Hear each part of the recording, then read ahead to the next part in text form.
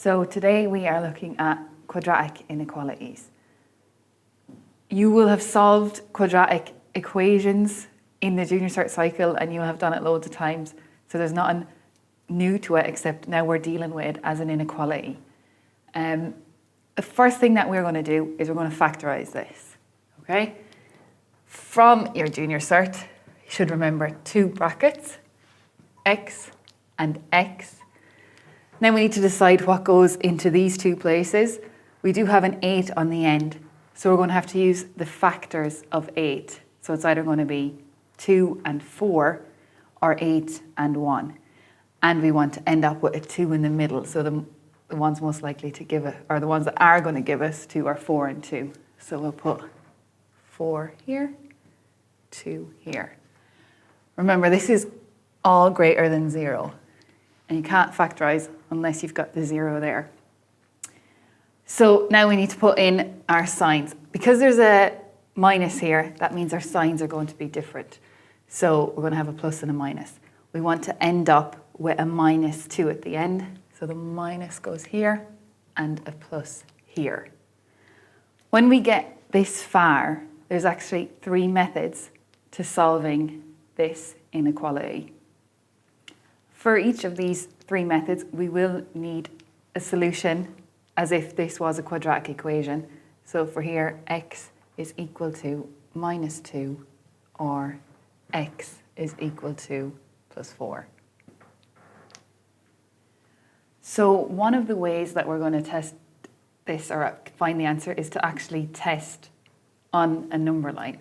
We're just testing different numbers. So we're going to test different regions. This is our first region. This is our second region between the minus 2 and the 4. And this is our third. The minus 2 and the 4 have obviously come from the factorization and the solution here. So let's test minus 3.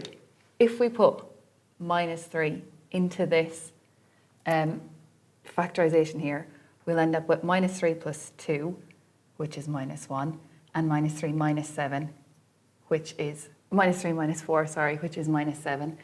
Minus 1 times minus 7 is going to be a plus 7, which is greater than 0. So this is a positive side, and it does work. We'll test the middle one. So a number between minus 2 and 4. I'm going to take 1. So 1 plus 2 is 3. 1 minus 4 is minus 3. So we've ended up with a 3 times by a minus 3, which gives us a minus 9, which means this region is a minus. That is not greater than 0, so this does not work.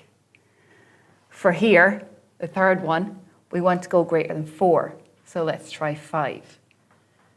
Again, putting our 5 into this, 5 plus 2 is 7. 5 minus 4 is 1. 7 times 1 is 7. 7 is greater than 0. This is positive. This works. So our solution is in this region and this region. So x is less than minus 2, or x is greater than 4, okay? You do not want to combine those together in a line. It just gets too confusing and it's easier for you to make a mistake. I like this method because it's clear and you can test each side.